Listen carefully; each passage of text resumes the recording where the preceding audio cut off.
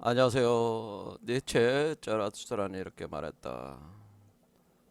오늘도 지난 영상에 이어서 2부 16장 학자들에 대하여 보겠습니다. 이 장 말미에 후반부에 가면은 최고 학자들의 머리 위에 자라투스트라가 걸어다닌다라는 표현이 있는데요. 이 학자들과 자라투스트라 사이에는 넘어설 수 없는 그 간극이 있어가지고 자라스트라가 학자들보다 한 레벨 위라고 하는 표현을 하는 거죠. 그래서 인간은 동등하지 않다는 표현으로 학자적 인간과 자라스트라 같은 존재를 추구하는 인간 사이에는 분명한 계층적 차이가 있다. 그렇게 주장하고 있습니다. 이는 학자들은 결국에는 위버맨시를 수태분만하지 못하는 자들이라고 하는 그런 주장과 다름이 없고요. 그것은 다시 뒤집어 보면은 기존의 학자들은 어떤 창조성이 없다는 거죠. 즉 불임의 존재들이다라고 하는 것이고, 자라수스라 같은 존재들은 위버맨시를 수태분만하는 창조성, 바로 가임할 수 있는, 임신할 수 있는, 임신 창조할 수 있는 존재라고 하는 거를, 그러니까 결정적 차이를 되겠죠. 이런 부분을 주장을 하게 됩니다. 그런데 원래 니체는 그 젊은 시절에 문헌학계에서 굉장히 촉망받는 젊은 청년학자이면서 박사학위가 없음에도 불구하고 바젤 대학에서 교수 정교수 활동을 할 정도로 어, 많은 기대를 받고 있었죠. 문헌학계에서.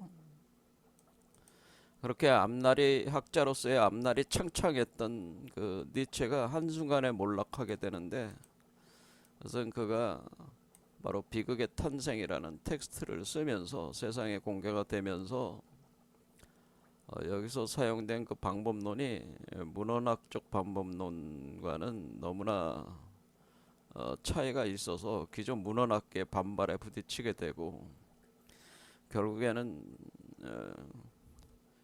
타의적, 그러니까 자발적으로 업계를 떠나게 되는 것이 사실은 자발적인 게 아니고 타의에 의해서 문헌학계에서 거의 추방되다시피 문헌학계를 떠나게 되는데, 그러면서 이 비극의 탄생은 역설적으로는 그렇게 학자로서의 삶을 끝내고 진정한 철학가로 어, 변화하게 되는 니체에 있어서의 삶에 있어서의 일종의 전환점이 되는 거죠. 이 텍스트가 그런 내용도 학자들에 대하여 안에 이제 암시가 되어 있습니다.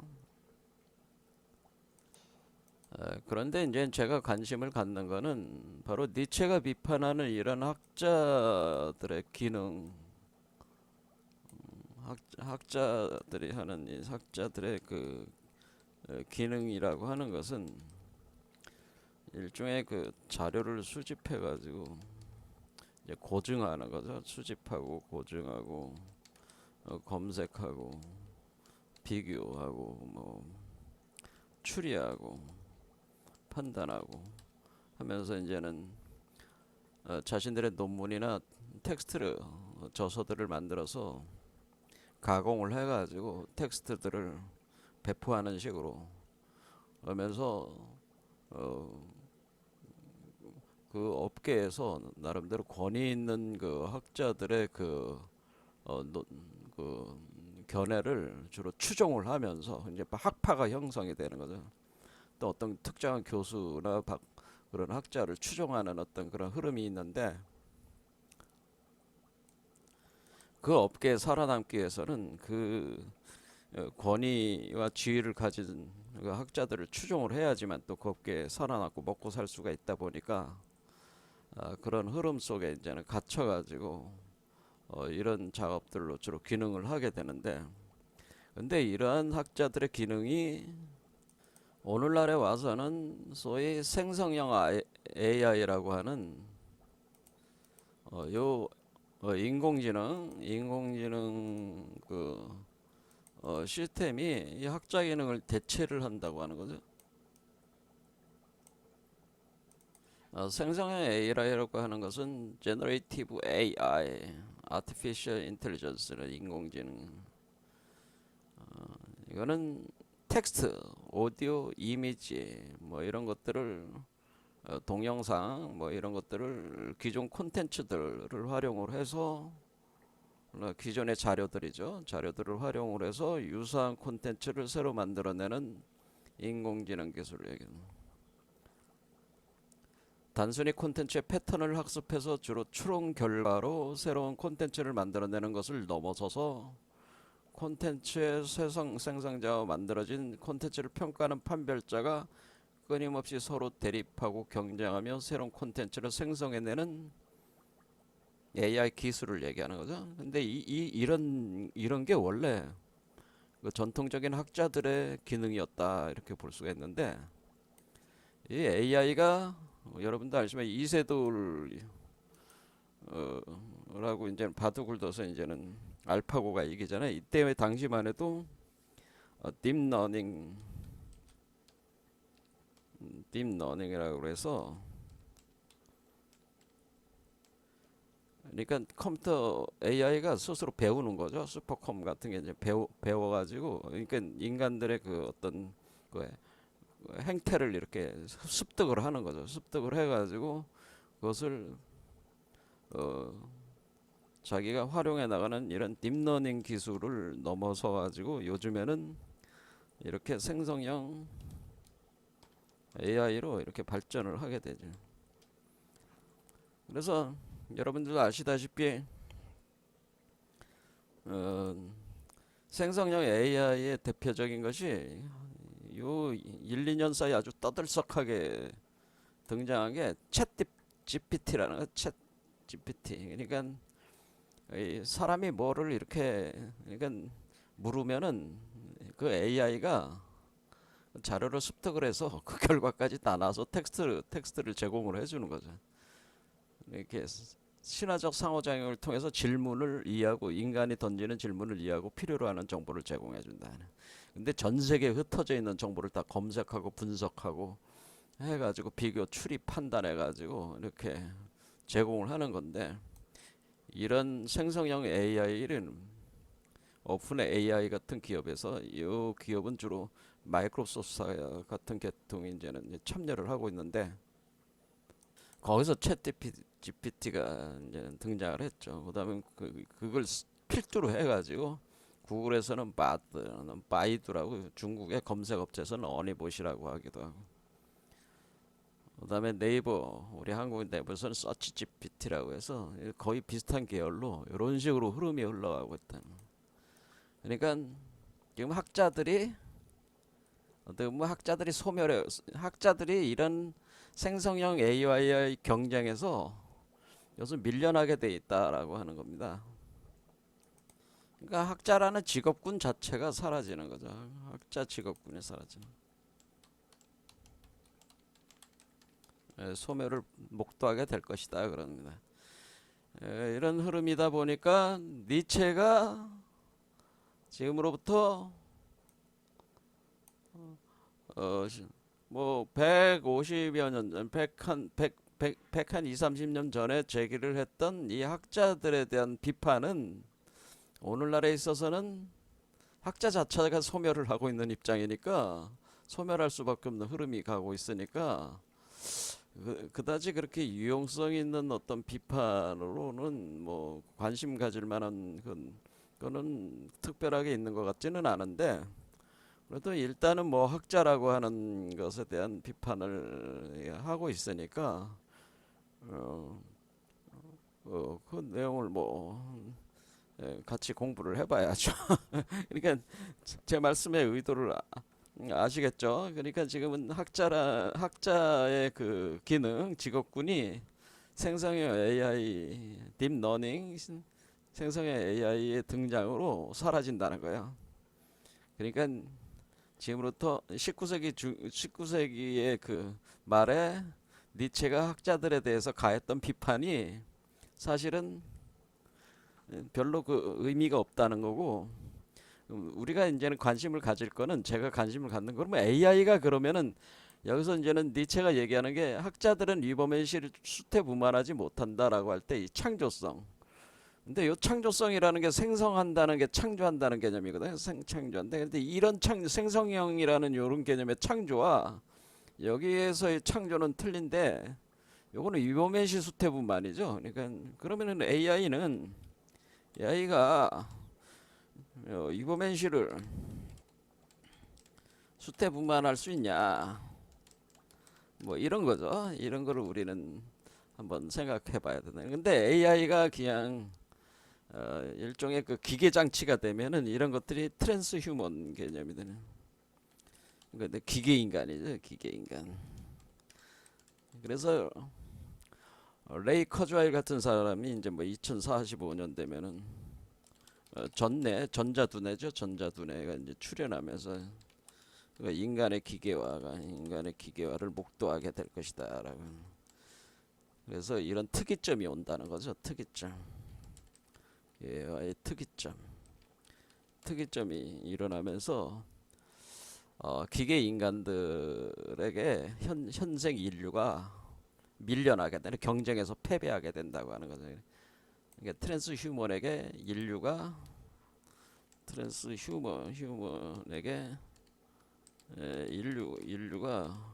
패해서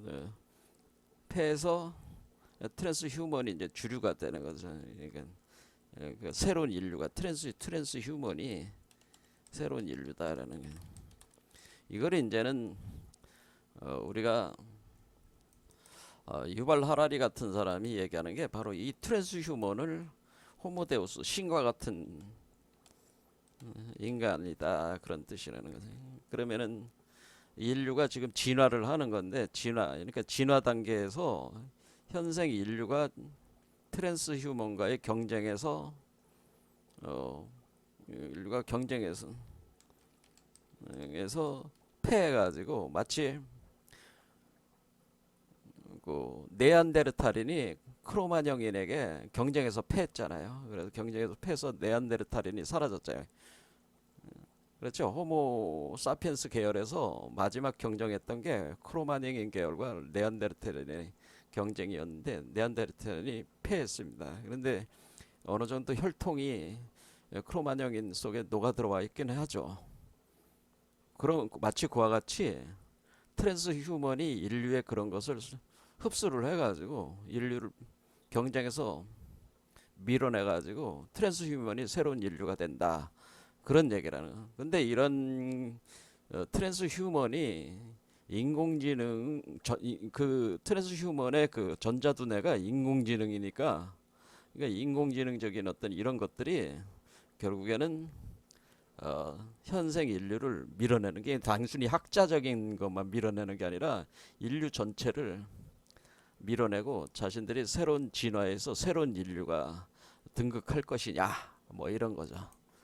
이런 부분들이 이제 저는 개인적으로 관심이 있다고 하는 거죠. 이런 부분에 관심이 있는 거고, 이거는 다른 의미에서는 우리가 지금 계속 그 니체가 주장한 건 뭐냐면은, 인류는 그 인류의 다음 새로운 인류는 위버맨시라고 하는 주장은 니체의 주장이고, 그러니까 그 경쟁 관계가 결국 어떻게 되냐, 결국에는 우리가 니체라는 그 철학적 관점에서는 새로운 인류가 트랜스 휴먼이 될 것이냐, 위버맨시가 될 것이냐, 이러지. 그래서 신인류가 트랜스 휴먼이냐 아니면은 위버맨시냐라고 하는 거죠. 그렇죠? 근데 어쨌든 현생 인류는 소멸한다는 얘기입니다. 종말한다는 얘기입니다. 단지 그것이 트랜스 휴먼에 의해서 종말되냐, 휴먼시에 의해서 종말되냐라는 거죠.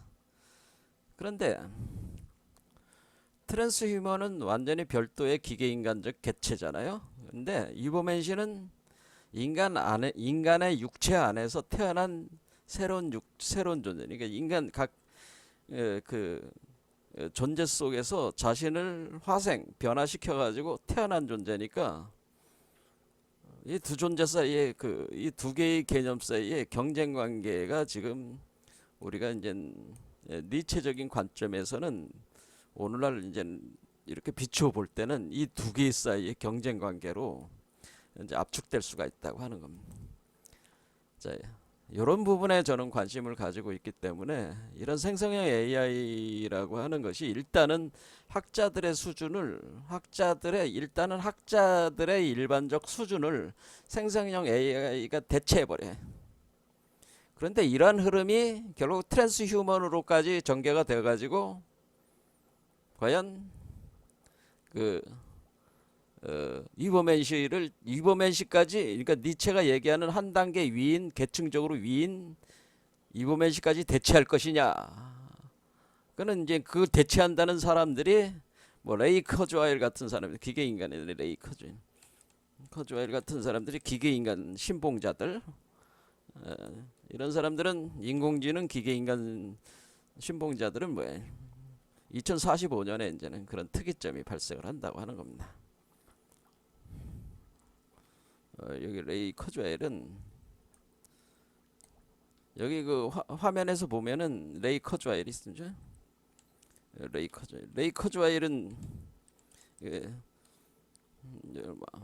그 구글사에서 굉장히 활동했던 분이시죠. 그래서 유명한 책이 우리나라에 번역되어 있는 게 특이점이 온다. 그 텍스트가 있습니다. 요거죠. 특이점이 온다 있고, 그 다음에 호모 사피엔스 또는 호모데우스 쓴 사람이 유발 하라리 같은 사람들이 주장하는 바들이다. 그런 한번 관심 가지신 분은 한번 읽어보세요. 요즘에 우리가 그 트랜스휴먼이 포스트 휴먼 중에 가장 유력한 게 트랜스휴먼이에요. 트랜스휴먼은 뭐 간단하게 얘기하면 기계인간이다 이렇게 생각하시면 돼. 그러니까 인공지능을 가진 기계인간이 되는 거예요. 그러니까 인간의 육체와 기계를 결합한 인간이다. 우리로 보는 옛날 개념으로 보면 사이보그 비슷한 그런 개념일 수도 있는 거죠. 뭐 다양한 형태로 이렇게 되겠죠 이게. 그런데 이제는 최근에 우리가 또 이제는 관심을 갖는 게 이 생성형 AI에 관련돼 가지고 여러분들이 이 유명한 사람 있죠? 일론 머스크, 아주 유명한 사람이죠. 테슬라사의 회장입니다. 그래서 일론 머스크가 뭐라 그러냐면 향후 몇 년 안에 디지털 신이 등장한다는, 이게 초지능 슈퍼 인텔리전스 같은 디지털 신이 등장을 해가지고 AI가 인간의 통제를 뛰어넘은 초지능 또는 인공 일반지능 AGI의 등장을 예상한다. 그래서 뭐라고 얘기하냐면은 만약 이대로 계속 AI가 그 발전을 하다 보면은 결국에는 인간 문명 자체를 인간 문명이 그 경쟁에서 패배를 하니까 밀려날 수 있다. 그러니까 지금 AI의 그 연구, 그래도 발전 속도를 좀 조정을 하자, 좀 멈추자, 좀 당분간 이 AI에 대한 투자를 좀 멈추자고 아예 그 일론 머스크가 주장을 하죠. 일론 머스크는 가 이런 얘기까지 하는 거는, 이 사람은 진짜 현장에서 뛰는 사람이니까 세계적으로 그 최첨단에서 뛰고 있는 사람이니까 들을 만한 가치는 있다는 거예요. 그러니까 정부들은 범지구적 차원에서 제동장치를 논의하자. 그러니까 AI 발전을 일단은 조정하자, 속도를 좀 늦추자, 그런 겁니다. 이대로 가다가는 인류가 AI에게 먹힌다, 그런 얘기입니다. 초지능, 인공지능, 초지능. 이런 일이 이게 계속 발전되면 이게 인공지능 초지능 가면은 학자들은 소용이 없어. 학자들은 현재 니체가 비판한 학자들도 철학적 노동자들이라. 니체가 주장하는 학자들은 철학하는 노동자들이란 말이에요. 그러니까 철학자들이 아니고 학자들은 철학을 하는 존재들이 아니고 철학하는 노동자 철학 철학이라는 거를 하는 그 노동자들에 불과하기 때문에 이게 지식 노동이라고 볼 수 있는데 이런 것들은 A 생성의 A나 이렇게 다 대체를 해버리니까 학자들은 직업군이 소멸될 수밖에 없는 거죠. 자, 일론 머스크가 이런 정도까지 얘기하게 된 거니까 지금 그 현재 상태가 지금 상당히 급박하게 돌아가고 있다고 하는 걸 알 수가 있어. 얼마 전에 그 삼성에서 S24라고 그렇죠? 24 그 스마트폰 발표했잖아요. 거기에 인공지능 칩 나왔잖아요. 그래서 뭐 내용을 보니까 지금 인공지능 칩 거의 모든 그 거대 회사들이 이쪽 그 정보통신 계통의 거대 회사들이 거의 다 인공지능 칩 개발에 지금 사활을 걸고 있다. 근데 그게 이제 파운드리 이제 이런 공장에 맡기는 거니까 세계적 파운드리 업체가 대만의 TSMC가 있고 한국에 삼성 있잖아요. 대만 TSMC가 50 몇 프로 정도 장악하고 있잖아요. 그런데 이번에 미국에서 자기네들이 그 반도체 이쪽 그 파운드리 시장에 대한 주도권을 다시 확보하려고 인텔사를 내세워 가지고 일종의 자기네들이 모여 가지고 기존의 TSMC하고 삼성과의 그러니까 삼국지를 전개를 하려는 시도가 지금 일어나고 있다고 하는. 어쨌든 이들이 다 하고 있는 게 지금은 인공지능 AI 칩 개발에 총력을 기울이는. 그런데 지금 이거는 주로 적층 기술을 사용을 해가지고 반도체를 만드는 건데 한계가 있죠. 그런데 앞으로는 이제는 양자 컴퓨터 같은 게 이제 도입을 하게 되면은 양자 그러니까 기존의 이제는 일반적인 그 반도체 제조 기술이 아니라 이제는 거의 한계에 와 있어요 지금.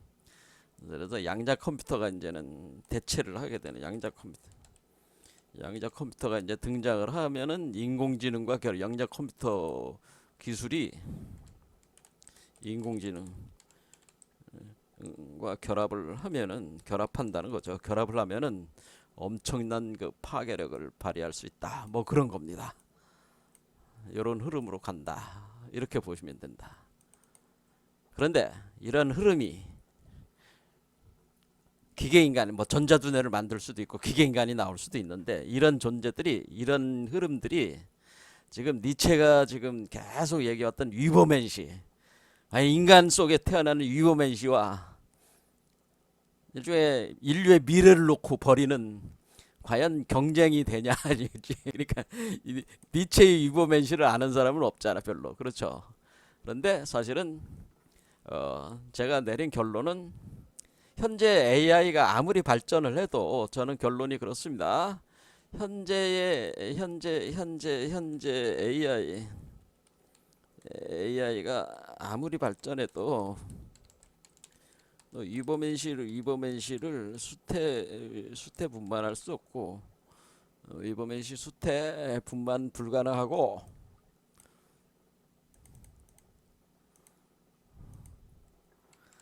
만 할 수 없고 트랜스 휴먼은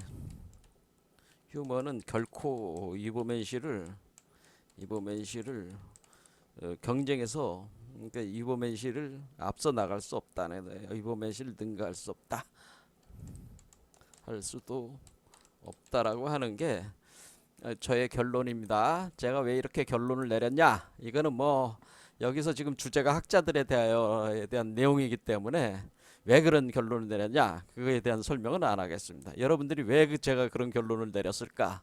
여러분들이 뭐 저의 강좌에 대해서 관심이 계신 분들은 한번 생각해 보실 여지가 있는 거죠. 그런데 공부를 해보면은 AI가 아무리 발전해도 이버맨시를 능가할 수는 없어요. 저의 결론입니다. 그러니까 저의 입장은 뭐냐? 그러니까 그러므로 뭐라 그래?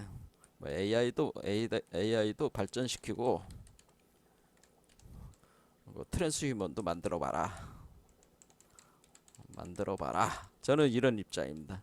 AI도 계속 발전시키고 뭐 일론 머스크처럼 뭐 몇 년이 그 발전 속도를 좀 늦추자 이런 얘기를 하지도 말어. 그냥 지금처럼 그냥 AI 열심히 만들고 좀 늦추자고 해서 늦춰지는 게 아니잖아요. 그러니까 원래 일론 머스크가 좀 어린애처럼 좀 설레발 떠는 놈이 설레발 떨기도 하잖아요. 이 친구가 자주 이 설레발 떠는 얘기를 또 한 거야. 그러니까 이런 거를 AI는 계속 뭐 일론 머스크가 뭐 좀 늦추자고 해서 늦춰지는 것도 아니고 그냥 자기 흐름대로 계속 가는 거니까 그냥 발전시켜 계속 열심히 경쟁을 하고 트랜스 휴먼도 만들어 보시고 열심히 해보시라 그래 열심히 하면은 그것이 오히려 이런 과학 기술적 진보가 이버맨시 탄생을 촉진한다. 저는 그런 입장입니다. 그러니까 저는 과학 부정론자가 아니고요. 저는 과학 긍정론자. 과학은 양날의 칼이죠. 양날의 칼이니까 좋게 쓰면 좋은 방향으로 가는 거고 나쁘게 쓰면 나쁜 방향으로 가면 나쁜 방향으로 가가지고 뭐 망하게 될 상황이면 망할 수밖에 없다면 망해야죠. 뭐 다른 방법이 없잖아요. 그렇다고 해서 멈출 수 있는 일이 아니라 저는 생각을 합니다. 그러니까 이미 그 강력한 관성력을 가지고 있는 흐름이기 때문에 누구도 막을 수 없다고 봅니다. 그런데 오히려 그런 것을 기회로 삼아가지고 이버맨시를 탄생시키는 촉진의 그 환경을 우리가 그 수용을 해서 우리가 좀 더 이버맨시 탄생 과정을 좀 더 깊이 이해를 해서 이버맨시 탄생의 이론 체계뿐만 아니라 실증적 결과를 이제 내야 되는 거죠. 실증적 결과를 내므로써 경쟁에서 이길 수 있는 거니까 그런 걸 할 필요가 있다. 저는 그럼 계속 촉진시킬 수밖에 없는 거죠. 이버맨시 탄생을 촉진시킬 수밖에 없는 거. 그래서 열심히 해보라는 겁니다. 제 입장은 그렇다 그런 얘기입니다. 어쨌든 간에 여기서 학자들은 뭐해? 이 흐름에서 학자들은 사라져. 여기 보면 전 세계에서 이제는 생성의 AI가 이제 발전할 때 사라질 그 직업군들이 나와요. 사무직의 86%가 사라져. 판매직 78%, 기계 조작 조립 59%, 단순 종사자 60%, 서비스 종사자 68%, 농림업 숙련자 90%, 전문가 70%. 그러니까 요 소위 전문가라고 요하는 사람들이 주로 또 상당히 많은 부분이 학자들 아니겠어요? 그러니까 이래 사라진단 말이야. 거의 50%는 다 넘잖아요. 어쨌거나 싸그리 다 전멸한단 말이야. 그러는 이렇게 인공지능 그 AI 생성의 AI 시대, 트랜스 휴먼의 시대에 들어올 때 그럼 과연 인류는 어떻게 여기에 대응을 할 것이냐, 어떤 방식으로 사회경제 시스템을 재구성을 해야 될 것이냐, 이런 논의를 해야 된다라는 거지. 이런 부분들이 중요하다라고 하는 겁니다. 그러면은 인류에 있어서 또 다른 가능성에 대해서 우리가 열어놓고 이렇게 진행을 해야 되는데, 저는 그것이 이버맨시가 같은 것이 바로 그런 인류에게 있어 새로운 가능성이라고 하는 거야. AI를 넘어선 인간 자신의 내재적인 그런 수태분만 창조력을 통해서 생성해내는 바로 이버맨시야말로 인류의 미래라. 그게 답인데, 그런데 그것이 도달할 때까지는 이 경쟁관계에 있다 보니까 우리 사회 경제적으로 엄청난 격변이 일어나게 되니까 거기에 맞게 우리가 사회 경제 시스템에서 그 주로 이제는 사회적으로 소외된 사람들을 이렇게 정보나 모든 거의 다 소외되는 거 아니야 지금? 다 무너지니까. 그러면 이거에 대한 사회 경제 시스템을 재구성해야 된단 말이에요. 기존의 방식으로는 안 된다. 지금 기존의 방식은 주로 2차 산업혁명 당시에 그런 시스템으로 지금 여전히 그 틀이 지금 계속 오고 있는데, 이걸 완전히 바꿔야 된다고 하는 거예요. 그런 부분들에 대해서 좀 그 연구하고 그 결과를 내고 정책적으로 결정을 해서 이렇게 해나갈 수 있는 그것이 돼야 되는데, 그것이 안 되니까 그건 답답한 문제일 뿐이죠 지금. 그래서 사실 우리가 할 수 있는 능력이 있는데도 그런 것들이 사회적 합의와 그런 걸로 이렇게 도출되는 과정이 아직까지도 되는 환경이 안 되기 때문에 안 되는 그런 요소들이 많아서, 제가 이렇게 볼 때는 할 수 있는데 못하는 상황에 대해서 답답함을 저도 가끔씩 느끼는 경우가 많이 있습니다. 자, 그건 제 문제고, 어쨌든 간에 학자들도 사라진다고 하는 겁니다. 그래서 니체 비판이 의미가 없다고 하는 겁니다. 제 얘기는 기본적으로는. 하지만은 뭐 니체가 학자들의 비판했으니까 뭐 빠른 속도로 이제 나머지 이제 20분밖에 안 남았으니까 빠른 속도로 읽어보면서 그냥 뭐 특별하게 볼 그건 없어요. 그러니까 쭉 읽어보겠습니다. 자라투는 이렇게 말했다. 블루북 그 258페이지부터 보겠습니다. 중반 사실은 이러했기 때문이다. 내가 학자들의 집을 나왔고 나오면서 그 등 뒤로 그 문을 힘껏 닫아버린 것이다. 이것은 마치 그 비극의 탄생 이후로 니체가 그 문헌학계를 떠나는 그런 과감하게 떠나는 모습을 암시하는 것 같은 그런 내용입니다. 하지만 뭐 그건 너무 좁게 보는 거고 아무튼 학자의 차원을 넘어서게 된다는 거죠. 이런 과정을 통해서 그 내 영혼은 굶주린 채 저들의 식탁에 너무 오래 앉아 있었다.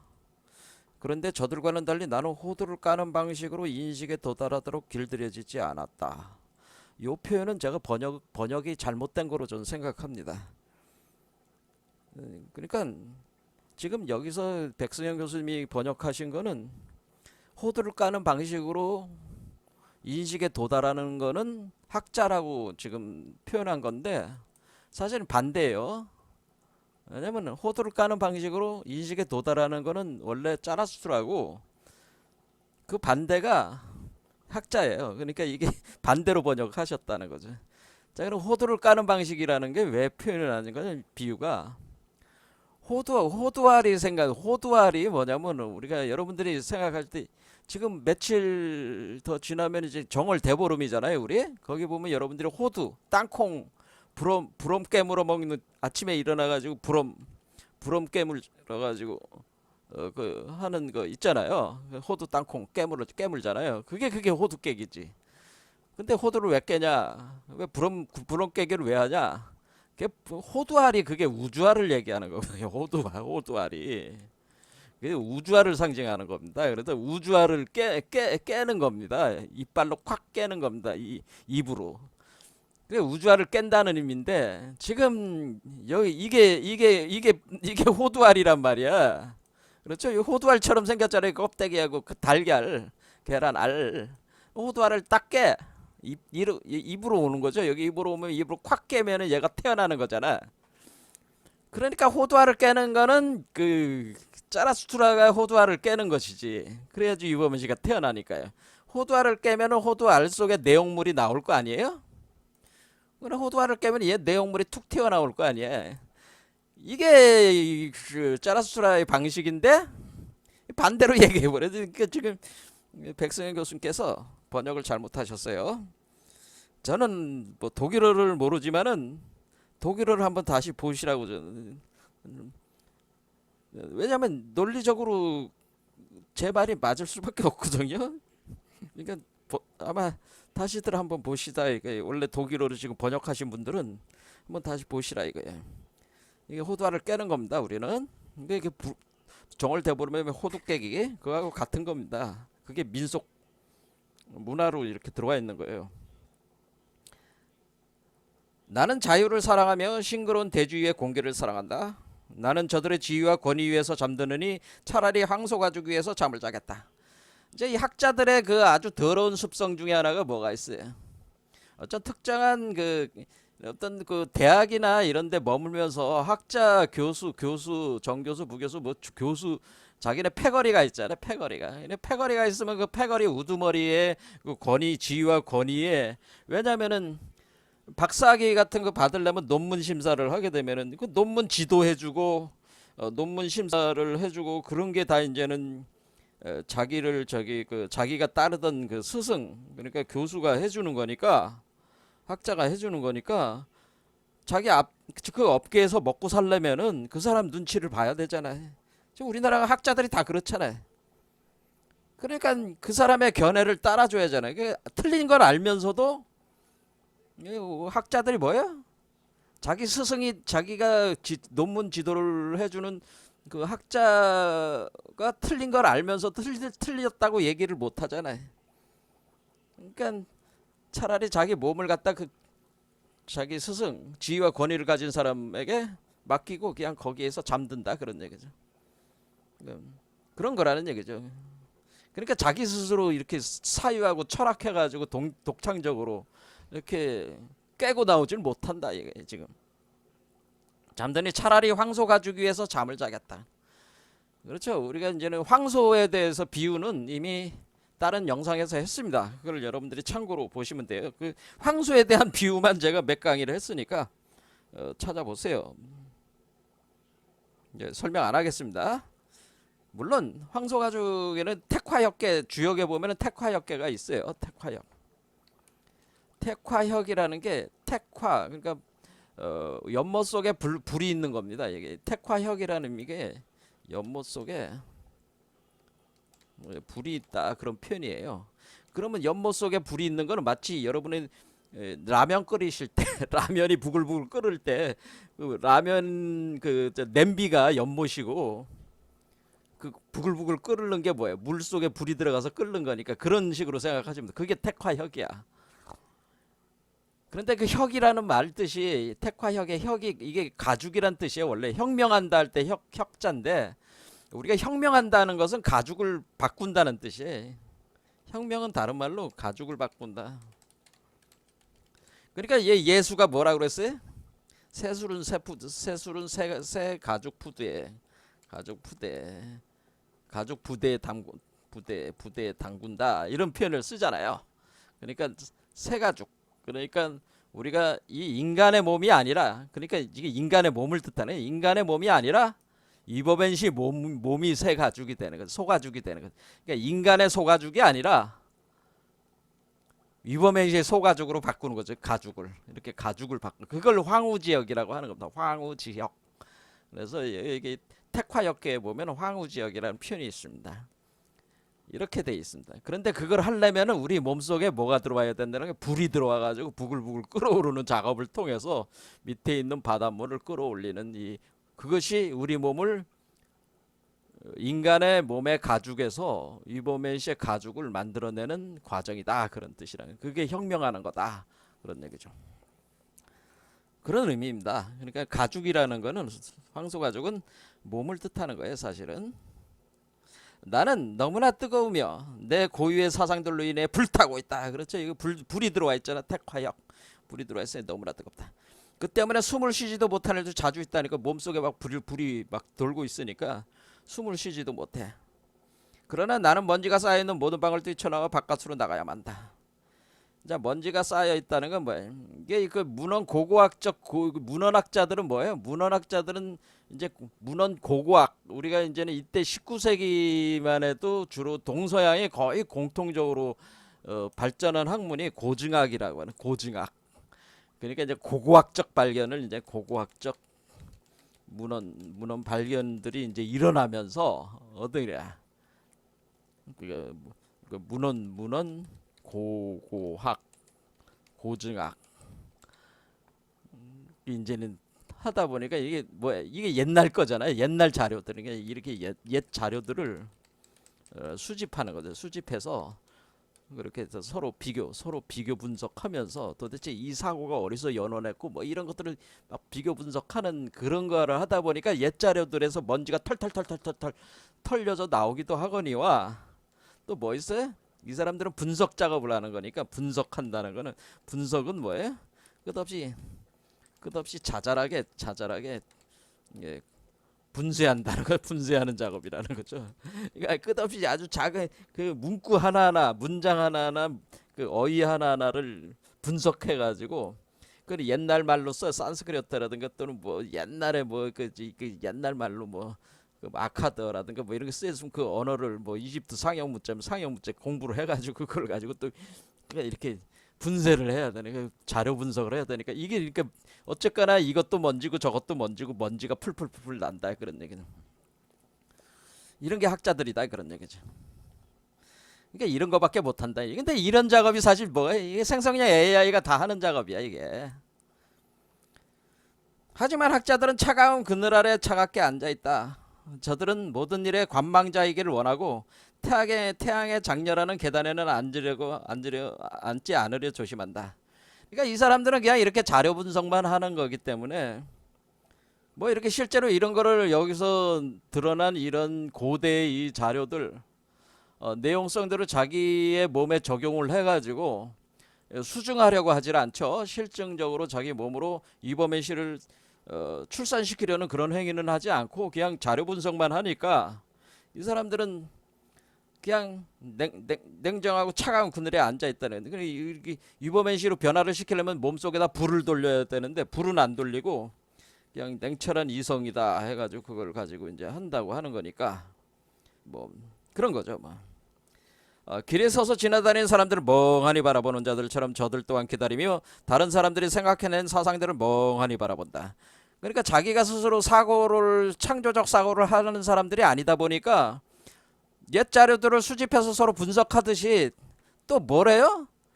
서로 분석한 다른 사람의 자료를 또 이 분석 작업해가지고 무슨 텍스트나 뭐 논문을 막 쓸 때는 뭐야 항상 이 주석이라는 걸 써요. 주석 작업을 하게 되면 뭐 해야 돼?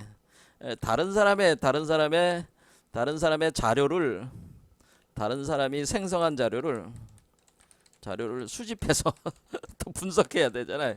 그러면서 자기가 뭐 이게 책 같은 거 보면은 논문에 다 뭐 주석 들어가고 다 그런 거잖아요. 그러니까 주석 작업 주로 주석 작업들을 하는 거지 이게. 이런 것들만 하고 있으니까 이렇게 이따가 어떤 사람이 무슨 책 하나 썼다, 논문 하나가 나왔다 그러면 갔다가 이게 그것도 또 보고 이제는 거기다가 그 책을 읽었다고 뒤에다 이제 참고 자료 목록에 또 놓고 그렇죠? 기술에 넣고 그걸 가지고 또 나한테 좀 도움이 될 것 같으면 그 문장을 인용을 해서 거기다 또 주석으로 놓고 뭐 이런 일들을 주로 하니까 이 사람들은 뭐 그냥 멍하니 있다가 그냥 그런 자료가 걸려들면은 이제 활용을 한다. 이런 식으로 이제 저기 하는 작업에 쓰는 거니까 뭐 특별히 하는 게 없는 이제 다 AI가 하는 일이야 이제는. 이 사람들이 뭐 이거 뭐 창조성이 아무것도 없잖아. 저들을 손으로 잡기라도 하면 의도하지 않았더라도 가축포대처럼 그들 주위에 온통 먼지가 일어난다. 그렇죠. 분석 작업하니까 끝없이 잘게 쪼개가지고 분석하고. 그러니까 옛 자료들을 그러니까 이게 뭐 100년 전에 누가 썼다. 뭐 그럼 그것도 하다가 대표적인 게 뭐야? 여기 니체 얘기는 니체는 니체의 유고라는 게 있습니다. 이 니체가 직접 발간하지 않은 니체 유고집. 이제 이게 니체가 쓴 책들이 있고 여기 보면은 이제 니체의 유고라고 하는 게 있어요. 유고집. 그러니까 니체가 뭐 이렇게 뭐 밥 먹다가 메모로 찌깍찌깍 해서 버린 거 있잖아요. 그런 거를 떨어져 있는 거 주워다가 그런 게 뭐가 있을까? 죽었을 때 니체가 죽었을 때 니체 유고집을 그냥 막 니체 유고의 메모들을 갖다 다 수집을 해가지고 도대체 니체의 사상이 어떻게 이렇게 발전했는가 뭐 그런 거를 그냥 막 이게 결국 자기 사상도 아니잖아요. 그냥 니체 전문가라고 하는 사람들이 니체 전문 철학자들이 뭐야? 독일로 공부를 하러 가서 백승희 교수님도 그렇잖아요. 사실은 독일로 공부를 하러서 독일어를 배운 뒤에 니체 전문가가 되네. 그럼 니체 전문가라는 게 뭐예요? 니체 유고라고 하는 그 니체가 써놓은 그 메모 쪼가리들을 갖다가 모아가지고 그걸 가지고 뭔가 니체의 사고를 알아보기 위해서 하면은 이 사람 저 사람 이제 달라붙어서 하게 되면은 그런 것들을 서로 비교해 나가면서 이제는 그게 되는 거죠. 그런 것들이. 그러니까 이런 식으로 작업을 하니까 그냥 니체 뭐 다락방인가 뭔다 이런 데 쌓여 있는 그 풀풀풀 떠는 그거에 나중에 뭐 니체의 누이 동생하고 누이 동생의 그 누구야? 그 남편하고 그 자료 해가지고 막 팔아먹잖아요.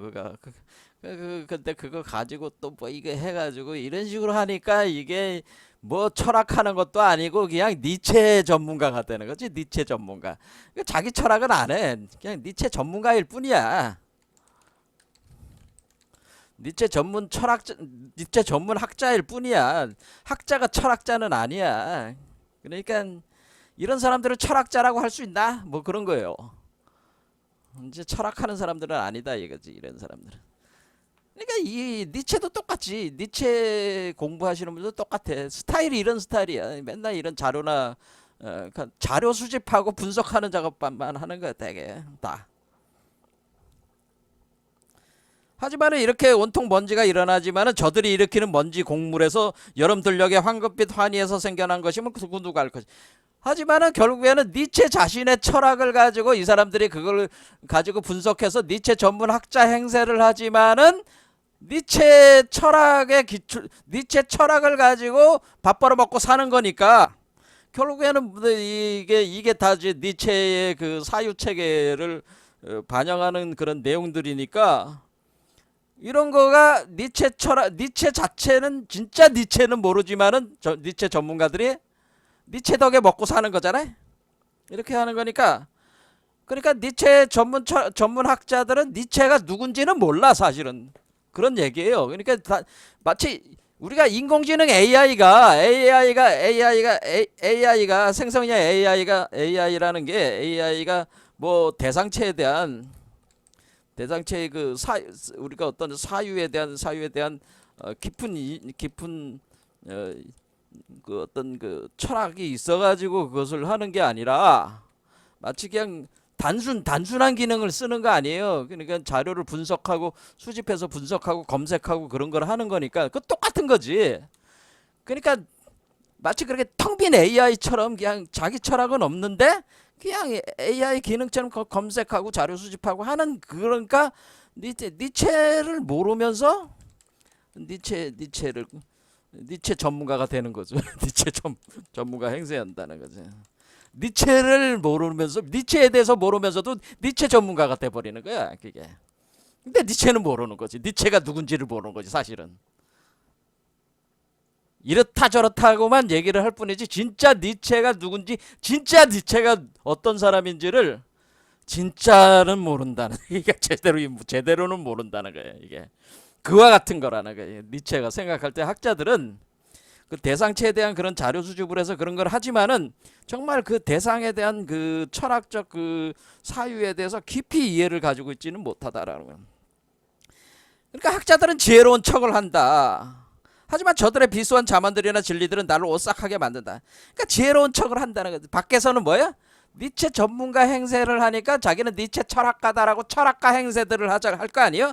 그러니까 지혜로운 척을 하고 니체가 떠버린 말들을 갖다가 주워다가 그걸 다른 사람들은 또 이렇게 딱 뭐 신은 죽었다 뭐 이런 말을 해준단 말이야.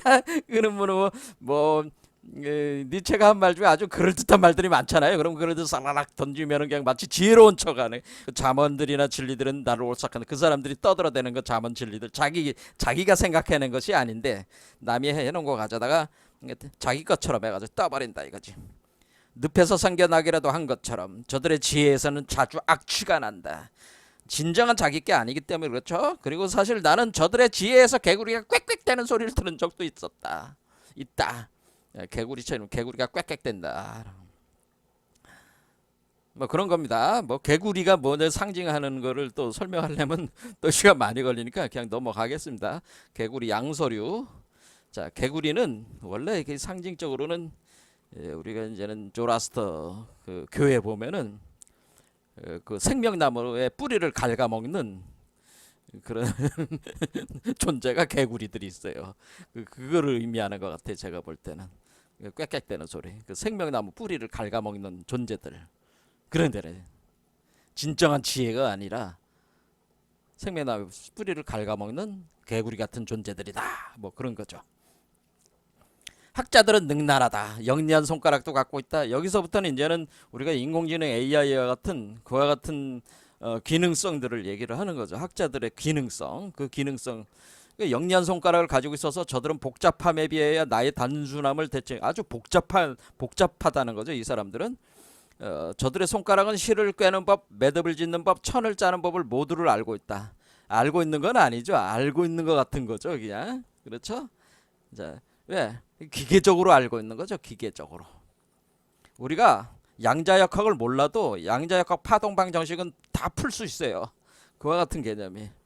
그렇게 양자역학 자체가 가지고 있는 그 내적 세계관 자체를 우리가 모른다 할지라도 양자역학이란 수학적 기법을 사용하는 게 아주 능수능란하게 사용한 사람들이 거의 다 그래요. 근데 우리 이쪽 공학 계열에도 그와 같은 계열로 그런 개념으로 그 의미의 그런 걸 모르지만은 그냥 그 기계적으로 이렇게 쓰는 거를 안다는 거예요. 이런 거를. 그러나 저들은 정신이라는 양말을 짜는 것이다. 이렇게 저들은.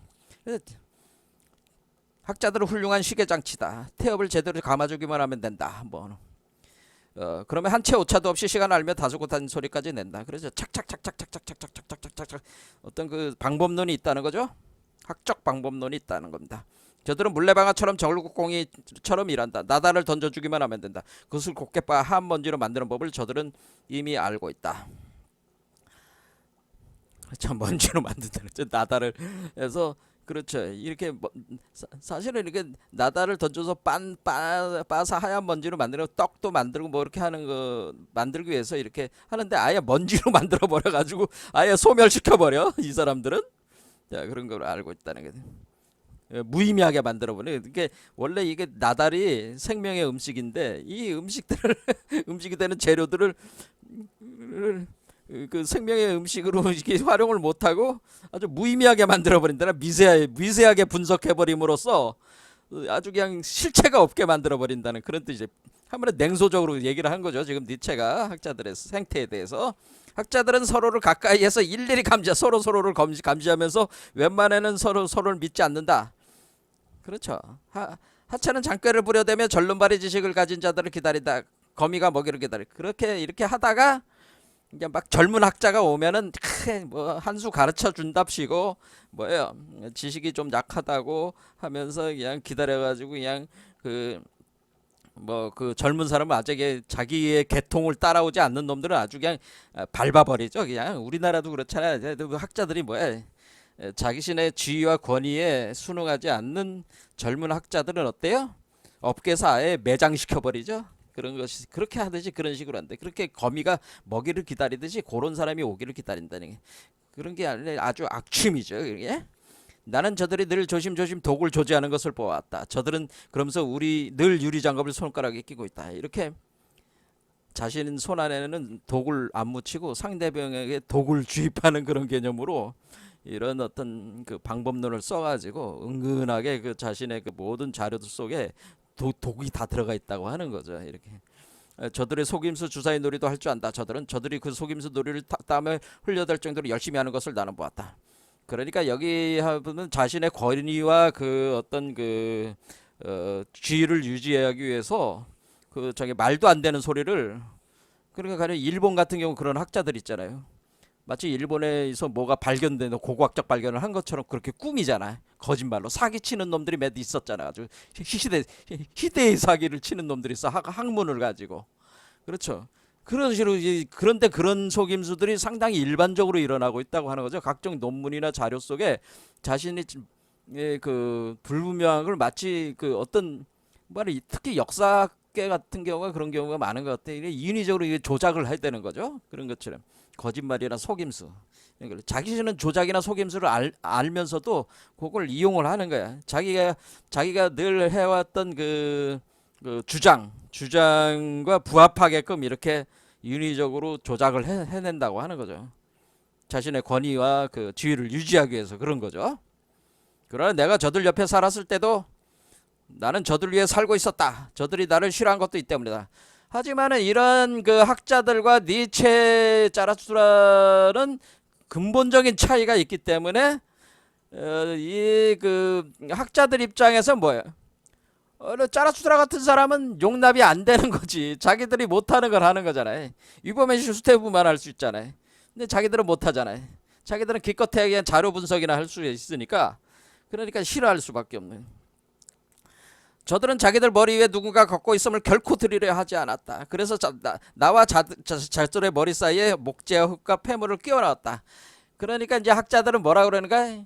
그 이버맨신이 뭐니 그런 건 다 헛소리야. 그 뭐 증명도 안 되고 뭐 그런 거, 그런 식으로 이제 얘기를 하는 거지. 그래서 학자들이 그렇게 나온다고 하는 거예요. 그래서 아예 차단시켜 버린다는 거지, 그게. 그래서 뭐냐면 저같이 이제는 완전히 장돌뱅이 같은 놈들이나 이거 뭐 이버맨시 얘기를 하는 거지. 저는 장돌뱅이란 말이에요. 장돌뱅이. 제가 뭐 누구 학자 눈치를 볼 것도 없잖아. 장돌뱅이처럼 얘기할 수 있지만은 그 나름대로 그 니체에 대해서도 얘기를 할 수 있지만 학자들은 그럼 못해. 저처럼 이버맨시 초인이다, 초인이 핵심인데 이범희 씨는 없어져 버리고 이상한 무슨 그런 철학적 내용들을 가지고 그냥 이상하게 니체를 만들어 버렸어. 제가 볼 때는 지금 그 니체 전문가들이. 그러니까 니체를 모르는 거지 사실은. 근데 왜 그러는 거야? 이범현 씨가 초인에 대한 얘기를 하면 초인이라는 게 뭐 종교적이고 뭐 그런 특성이 있다고 생각이 되니까 뭐그 학문이 안 되잖아 그러면은. 그러니까 할 수가 없는 거야. 그 업계에서 먹고 살려면은 그 업계가 원하는 그 경계선을 넘어서면 안 돼요. 그러니까 그 경계를 딱 치고 그 밖으로 못 넘어가게 하는 거야. 그러니까 니체는 이 경계선을 넘어가야, 니체는 이 인간의 경계선을 넘어가는 사람이잖아요. 지금 이보멘 씨는 경계선을 넘어서 있는 사람인데, 경계선을 딱 치고 그 안에서만 니체를 연구한다면은 그 안에서의 니체는 진실한 니체를 발견할 수가 없는데 이 넘어선 니체를 알아야 될 거 아니야. 근데 요 안에다가 딱 경계선을 틀고 자기들끼리 막 그냥 하니까 이게 뭐 이렇게 벽을 쳤다는 거지. 이렇게 벽을 쳐놓고 이렇게 쳐놓고 니체는 이 바깥에 있는데 이 벽 안에서 니체만 니체 전문가들도 그렇게 하는 거죠. 그래서 아예 들으려고 하지 않아. 아예 요 딱 벽을 만들어 놓고. 그래서 나는 저들의 머리 사이에 목재 흙과 나와 저들의 머리 사이에 목재와 흙과 폐물을 끼워 넣었다. 그래서 끼워 넣는다. 그래서 저들은 나의 발소리를 약하게 만들었다. 그래서 지금까지 최고학자들은 나에 대해 전혀 제대로 듣지 못했던 것이다. 그러니까 이렇게 학자들도 이 짜라수트라에 대해서 잘 모르는 건 뭐예요? 자기들의 학자라는 것 자체가 학문 그 업계의 그 스타일과 방법론이라고 하는 그 어떤 그 권위와 지위에 의해서 유지되는 그 어떤 그 일반적인 허용된 사유 안에서만 그것을 돌아가는 거를 해야지, 지들끼리 그 한마디로 패거리 져가지고 먹고 사는 집단이다 보니까 이게 이제는 배척할 수밖에 없는 거지. 이렇게 새로운 이런 것들을. 저들은 인간의 온갖 결함과 약점을 자신들과 나 사이에 끼워놓고 저들 집의 방음판이라고 부르고 있다. 그러면서 인간의 가능성에 대해서 부정하는 거지, 이 사람들은.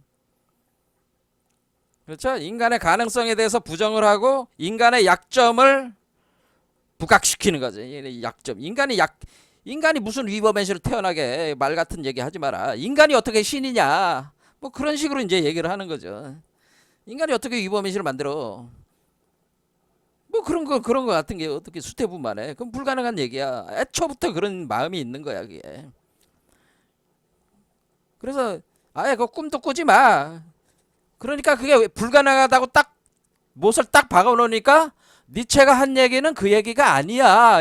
그런 식으로 이제 얘기를 이제 돌릴 수밖에 없는 거지. 그렇죠? 니체가 무슨 위버메시 수태분만을 얘기했어.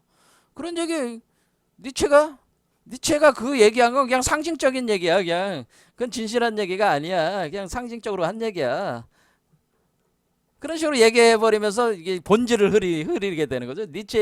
니체가 얘기하고자 했던 거를 가리게 되고, 자신들, 그러니까 니체 같은 경우를 예를 들어 얘기하면 그렇습니다. 니체를 엉뚱한 식으로 해석을 하는 거지. 자기네들 입맛에 맞는 거로 해석을 하는 거는.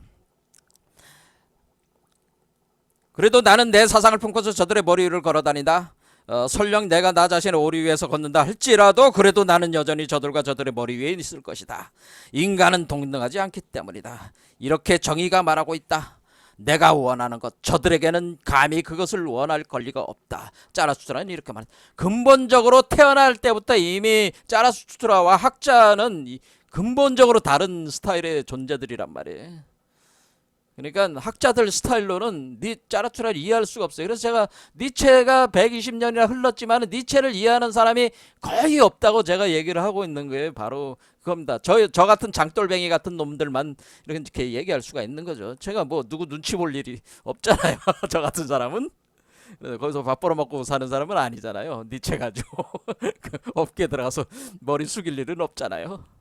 혹시 모르죠. 이렇게 하다가 또 그냥 된통 저를 비판할, 이제 저를 죽이겠다고 하는 사람이 나올 수도 있을지도 모르겠습니다만 그렇다 그런 얘기입니다. 자, 오늘 여기까지 해가지고 끝내도록 하겠습니다. 감사합니다.